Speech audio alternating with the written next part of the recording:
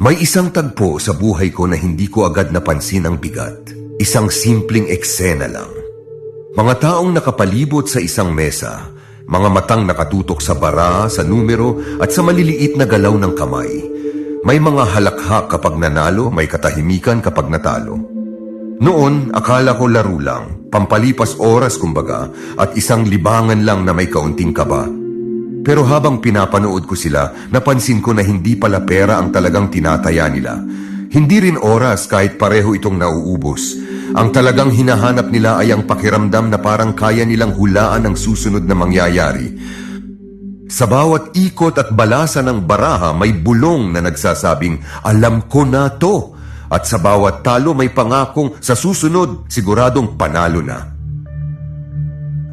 Sa aking matagal na obserbasyon, mula sa mga klasikong sugal hanggang sa modernong sugal na nilalaro sa pamamagitan ng teknolohiya, napansin kong may kakaibang pakiramdam ang sugal.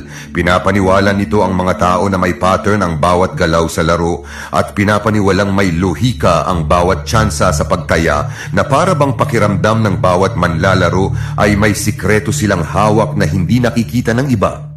Ngunit hindi katulad ng oras na hindi tumitigil sa pag-ikot. Habang abala ang lahat sa pagbubuo ng prediksyon, unti-unting may mga bagay na nauubos, tulad ng pera, katahimikan at tiwala sa sarili.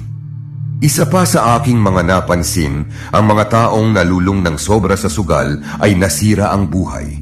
May mga nasira ang pangarap, may mga gumuho ang pamilya, at ang matindi, maraming tao ang tinapos ang sarili nilang buhay dahil sa pagkalubog sa utang dahil sa sugal. Doon ko naunawaan na ang sugal ay hindi lang pagsusugal at pagwawaldas ng pera, kundi pagsusugal sa paniniwalang maaaring hulaan ang kapalaran. Ang katotohanan, sa matagal kong obserbasyon, mas pipiliin kong huwag iasa ang kapalaran sa paglalaro ng sugal. Hindi ko ito sinasabi para manghusga kundi para ipaalam sa mga nakakarinig kung ano ang nakita ko. Nakita ko na ang mundo ay hindi sumusunod sa mga hula at anumang prediksyon at ang kapayapaan at kaligayahan ay hindi dumarating sa pamamagitan ng anumang hula, kundi sa pagtanggap sa katotohanan na hindi kayang hulaan ng tao ang buhay at kapalaran. At dito na po matatapos ang ating kwento. Maraming salamat po sa pakikinig. At ito ang The Seeds Stoic. Hanggang sa muli. Paalam.